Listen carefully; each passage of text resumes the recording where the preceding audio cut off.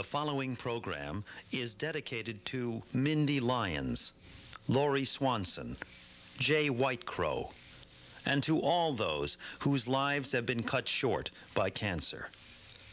It aims to inspire you, the individual citizen, to take active responsibility for the protection of your families, your homes, and your communities.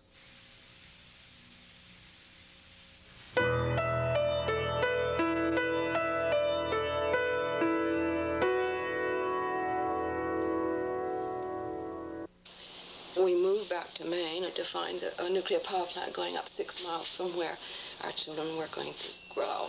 At first I tried to calm myself by saying, well, nuclear power plants will keep all that stuff inside. They wouldn't possibly let it out. And as I started to read and dig a little deeper and a little deeper, I realized that this certainly wasn't the case. Suppose you were in prison in a small concrete box, and you had a .22 and an infinite amount of ammunition. Well, if you kept shooting at the wall, eventually the .22 bullets would break down the mortar and start coming out the outside. And that's almost the scale. The neutrons are like bullets constantly dislodging the structure of the zirconium alloy, which is the best thing anyone has found for standing up under this immense flux of neutrons. And eventually pinholes or fissures appear, and the fissionable materials come out and get into the water. With all that you are given, how do you want to make this world? For your own children and their children's children, how do you want to leave this world? With your hands and with your mind, you constantly alter the world. What changes do you want to affect? What changes do you want to avoid?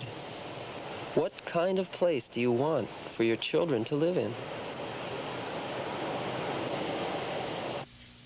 Maria Holt is a retired public health nurse from Bath, Maine.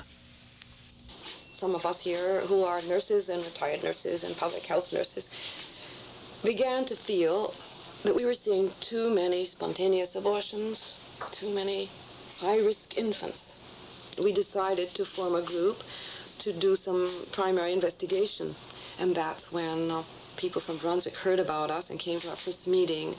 And these people were Dr. and Mrs. Ronald Swanson, whose daughter had died of leukemia.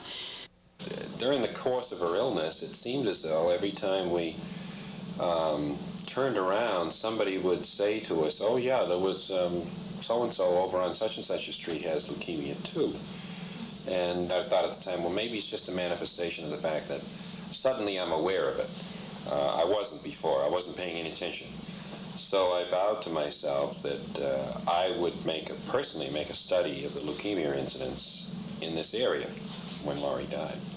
Dr. Swanson and his wife Eleanor traced the leukemia incidence in the 3 counties nearest Maine Yankee, covering a 10-year period beginning in 1968, 4 years before the nuclear plant went online. Their finding? At least a 50% increase in leukemia incidence. Maine's U.S. Senator George Mitchell got wind of the Swanson study and called in the Centers for Disease Control, a federally funded health research agency, to conduct their own investigation. The CDC's statistics showed the same apparent rise in incidence, but they concluded that this was due not to any change in local environmental quality, but rather to an improvement in medical record keeping during that 10-year span. The Swansons' response to that? I unequivocally don't agree with it. I don't think that's the reason. To me, it's still an increase in incidence, and I think the study was valid. Everything was done through records, and of course 10 years ago they kept hospital records just as accurately as they keep them now. They may not be on computers, and you may have to go back through files, but they certainly kept hospital records. The CDC statistics verified that Brunswick, the Swansons' hometown, is one of a circle of leukemia hotspots, areas of concentrated leukemia incidence that lie in a circle around Maine Yankee. While the CDC had no explanation for this phenomenon, both the Swansons and Maria Holt suggested that a climatic condition known as temperature inversion may be forcing the plant's radioactive emissions to the ground before they can escape the region. This, combined with the prevailing wind patterns, could explain these hot spots. A study similar to the Swansons was conducted around 3 nuclear plants in the Great Lakes region of Michigan by a Dr. Gerald Drake and his wife Martha from 1964 to 73. Their findings, based on data from 15 counties and the state as a whole, also revealed a striking trend of leukemia increase. John King, MIT physics professor, and his wife Elizabeth, who is a solar architect, own a farm 5.5 miles from Maine Yankee. John explains that while statistical evidence can always be argued, one thing cannot. Everyone would have to agree that Maine Yankee cannot be good for you. I mean, it's a logical thing. Does it put out emissions? Yes, it does. They even say so themselves, and they're probably much bigger, but that's an inference. They do put out radioactivity. Radioactivity is not good in any amount for human beings, so that people are being exposed to it. Now you see some increase in leukemia, but I don't think one can logically really make this connection. It, right. Well, you suspect it, of course. It's an alarm signal. I think if you're in the business of taking care of living creatures, you really don't wait for proof. I mean, you know, if you have a 2-year-old walking towards the street and there's a car coming, you don't wait to see whether the 2-year-old's going to walk into the street. You grab it, you know, and you think preventively because life is fragile and death is irreversible. And this colors your attitude towards environmental hazards. It colors mine, certainly. Elizabeth went on to describe what she called a disastrous lambing season at their farm, where her pregnant ewes, one after another, carried their lambs weeks past term and then died. While the symptoms indicated pregnancy toxemia, the blood tests were negative. So we lost, 2 or 3 out of every set of lambs. It was really very depressing, especially since we didn't have any idea what was causing it. The Kings did know, however, that there had been a large accidental release of radiation from Maine Yankee in the previous winter.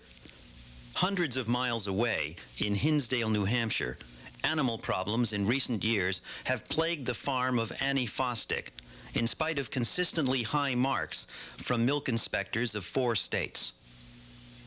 Annie's 50-year operation has been downwind of the Vermont Yankee nuclear power plant for the last 13 years. About 5 years after that atomic plant came in or so, it began to show up, and some calves were born deformed and some were born premature and I don't know. Our biggest problem was getting them bred. And if you did get some of them bred, it didn't last long. They'd go about 6 months and then they'd lose the calf. They'd abort. And then there was no sense of trying to breed them back because you couldn't do it. They'd have to be sent to market to be. Annie's story closely parallels the observations of a veterinarian from the Brunswick, Maine area, Dr. Russell Pinfold, who in 1982 completed a 37-year practice. I'd say in the last 10 years or so, we were terribly cognizant of the tremendous increase of cancer. In the small animals, and particularly the cats and dogs, a lot of leukemia, melanotic sarcomas, carcinoma, all types of malignancies. The increase in cattle problems was primarily malformed calves, sterility work, aborting cattle, that we couldn't pinpoint that they were bacterial. When an animal died, Dr. Pinfold would often send tissue samples to a laboratory to try to determine the cause. Frequently, the reply would be simply, "Cause unknown." I couldn't have a scientific conclusion of what I think on this subject. I'm very alarmed with any nuclear power plant. I'm very distressed that I live near one, but I don't want to project that into the medical field and say it's caused by the nuclear power plant. I have no way of proving it. The only thing I can say is what I've repeated before. There's a hell of a close correlation It happened too suddenly in my practice, and it wasn't that I was just more cognizant of it, it's just that it happened. The parallels run more deeply than problems with farm animals. Thyroid abnormalities experienced by Maria Holt and her peers could, she noted, be related to releases of iodine-131 from Maine Yankee. In New Hampshire, Annie's sister, Mildred Zivna, who at one point served on Hinsdale's Board of Selectmen, spoke of thyroid troubles there as a possible epidemic. But when she and other leaders from within Cheshire County took their worries over cancer incidents to the state officials, there was little sympathy. They said, oh no, there was no basis for our fears. And I said, well, you have the death reports. How do we stand against the state? And he came back and he said the death rate from cancer in Cheshire County was much higher than the rest of the state. They found radiation right in the rainwater at the elementary school in Vernon. And yet they keep denying that there's any danger. They keep saying, well, it's so minute that it wouldn't hurt anyone. But what they don't admit to is the fact that every bit that you inhale or ingest in any way stays here for life. It will never get out of your system. Well, you get a little here, and a little there, and a little more, and you have built up more than the body can take. During the summer of 1982, in Plymouth, Massachusetts, a story broke into the news concerning an elementary school named Indian Brook. Out of the 11 most recent births from among the staff at the school, 8 had resulted in either birth defects, miscarriages, or stillbirths. The Indian Brook School lies within 5 miles of the Pilgrim 1 nuclear power plant.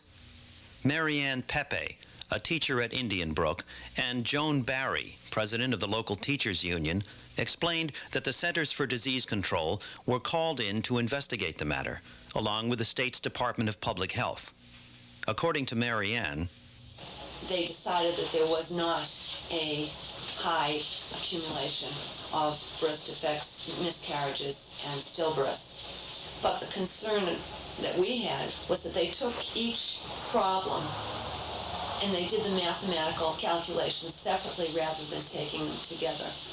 And I don't believe they ever actually did check to see if there was any direct cause and effect between the plant. No, that was something that really wasn't investigated. The whole point was that the effects of radiation would cause the scatter effect. You might get sterility, you might get birth defects, you might get miscarriages. To isolate them gave a totally different picture. One of our concerns, too, was what about the kids who are in puberty right now? And if, that's right. That was never addressed. What about, these 5th and 6th graders who are just developing, and what is it doing to them? And they never addressed that fact at all. Marianne and Joan were joined by social worker Paula Lindsay, who brought with her a statement addressed to the Nuclear Regulatory Commission, prepared by Woods Hole biologist Kenneth Kelly. In it, he mentions the discovery of plutonium in shellfish taken from 4 locations in Cape Cod Bay, the presence of radioactive cobalt, manganese, and cesium in seaweeds and shellfish taken from Pilgrim 1's discharge canal, and the discovery of strontium-90 in the milk of a cow kept at Plymouth Plantation, within 5 miles of the nuclear plant.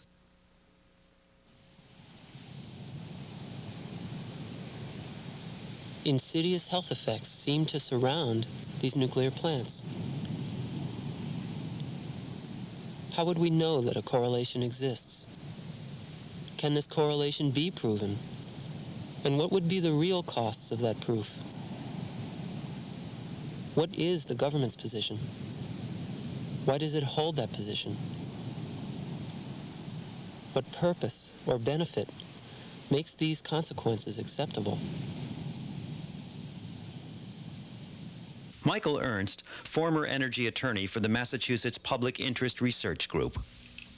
Recent information obtained through the Freedom of Information Act has established that a primary reason we developed nuclear power was to develop an abundant source of plutonium for the weapons, nuclear weapons. And it was a much bigger factor than of course, the government ever, and still to this date, has ever acknowledged. Dolive and Adolf Ipcar, founders of Citizens for Safe Power, interveners in the federal licensing hearings for Maine Yankee. You know, when we went to the NRC hearings, it was like, I'll be judge, I'll be jury. They're judging themselves and giving the verdict, and it was sort of a farce, really, of the judicial procedure. It's a charade. Yeah, a charade is right. No one could ever win a hearing from the government. Well, their experts will say there's no leukemia, and their experts will say there's no harm from radiation. And our people will say, yes, there is a great increase in leukemia downwind of the plant. It's a little like DDT, you know, that they still will swear that it didn't damage the birds or the environment, that it doesn't hurt people. It's been banned, or like Agent Orange, there's no harm in that. When asked how he felt about the evacuation plans for Maine Yankee, Adolf responded, "It's impossible. In the first place, all of these rehearsals exclude the public, leaving their homes. That would be a real rehearsal. If everyone got in their car and tried to reach their destination, if everyone got in their cars, we'd be just frozen, bumper to bumper, stopped, dead." Folklorist and musician Bill Bonnion of Westport Island, Maine.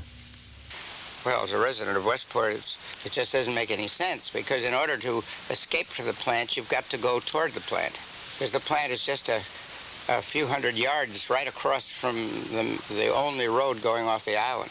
If there's an accident, say, get out of here, you got to go right into it. Michael Ernst spoke at length about his work with Masspurg on evacuation planning. He explained that the NRC regulations require that evacuation plans must be capable of being implemented in time to assure public safety. Michael used the accidents at 3 Mile Island and the Fermi plant in Detroit 11 years before to point out that a so-called meltdown accident is not only possible, but it has already happened twice. And in the case of TMI, a new study now indicates as much as a 7-fold increase in cancer incidence there since before the accident occurred. In the case of Pilgrim 1, Michael cited NRC Commission studies that estimate 3,000 outright deaths and 30,000 injuries, then 23,000 fatal cancers developing in subsequent years from a worst-case accident. To illustrate what he sees as a basic flaw in the concept of evacuation planning, Michael again referred to the TMI incident, where pregnant women and preschool children within 5 miles of the plant were recommended to evacuate. There were about 2,500 pregnant women and preschool children within 5 miles of the reactor. Well, 144,000 people evacuated the 3 Mile Island area. They're not going to hang around. We've learned through decades of experience with the nuclear industry that you can't trust what they're telling us, and people using their common sense are going to evacuate. The emergency plans at all reactors deny this obvious fact, and you cannot assume that those people just outside 10 miles are going to sit at home while people within 10 miles and downwind are being ordered to evacuate and driving down the highway right next to their homes. In the specific case of evacuation planning for Pilgrim 1, Michael pointed out that the only access to the mainland from Cape Cod are 2 bridges that lie just outside the 10-mile radius, the circle within which evacuation plans are required. Evacuation planning for all of Cape Cod, where 500,000 people might vacation on a given summer weekend, is therefore simply ignored in the Pilgrim plans. Michael also noted that in the event of a major breach of containment accident at Pilgrim, a 20-mile-an-hour wind out of the south could cover the entire metropolitan Boston area with radiation within 2 hours. The 80-page report that Michael Ernst prepared for Masspurg, entitled Blueprint for Chaos, Pilgrim Disaster Plans Still a Disaster, was submitted to the NRC in mid-1983 as evidence that, according to their own regulations, Pilgrim 1 should be shut down until truly workable plans are developed. The NRC's response? No action taken. Michael then spoke about the dollars and cents of new nuclear plants, like Seabrook. A major reason Seabrook is being built is because electric utilities make a lot of money off of capital-intensive electrical generating facilities. They get their phantom taxes, even though electric utilities can charge ratepayers for their full amount of federal taxes they owe. If they use various tax deductions and depreciation allowances, they don't even have to pay those taxes to the federal government. So they make additional profits from these major capital-intensive investments because the corporate tax structure provides all these deductions and exemptions. In comparison, Michael called energy conservation a very labor-intensive industry that could not only provide as many as 3 times the number of skilled labor jobs, such as plumbing and carpentry, but could also allow us a very inexpensive way to save electricity that has already been generated. So if you invest in energy conservation, which costs 1 to 2 cents per kilowatt hour for electric utilities, you are buying electricity back by not wasting it at 1/10 the cost of new nuclear facilities. Why is the nuclear power technology so expensive? According to Richard Rosen of Energy Systems Research Group, a leading force in determining accurate cost estimates for new nuclear plants, some of the cost factors that were invisible to the industry in its infancy are looming very large as plants age.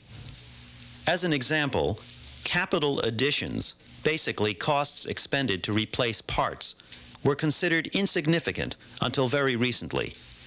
But now it is recognized that capital additions for a given plant may actually equal that plant's original capital cost. Also contributing to the high cost of nuclear power are the repeated changes in design, occurring even during a plant's construction, that have been prompted by continuous changes in the Nuclear Regulatory Commission's own regulations. Richard cites this practice as an attempt to improve the safety of the industry in, quote, a kind of patchwork fashion, a factor which might actually lead to shortcuts and errors in construction. One man who has witnessed this kind of error from the inside is Grafton Burke, former cement worker at the Seabrook nuclear power plant. Grafton describes an incident within the domed containment building where the reactor sits, an area known as Elevation 25. And all of the vertical reinforcing steel, all the steel reinforcing bar used in the concrete walls at elevation 25 in containment 1 was cut with a torch.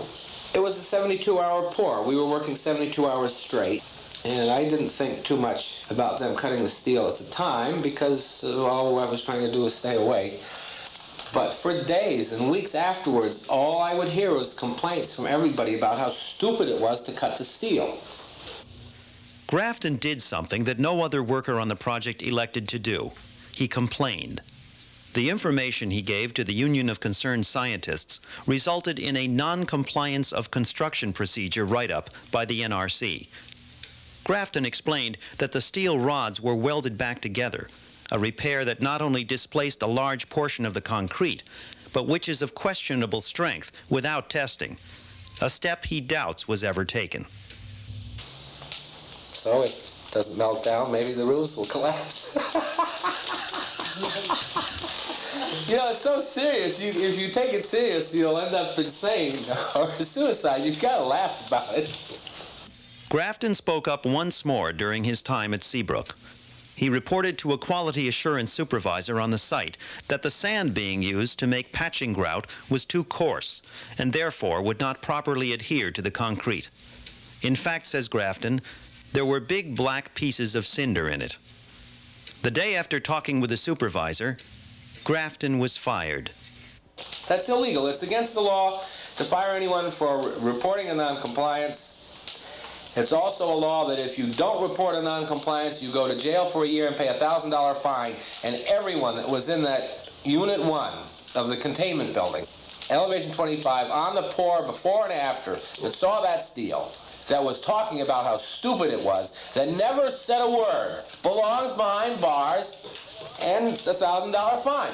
Now, I did what was right, and I got canned, which is against the law, right? Now, how many people are there that know of something they can do but they're afraid of the consequences. How many doctors are there that can make a statement that don't?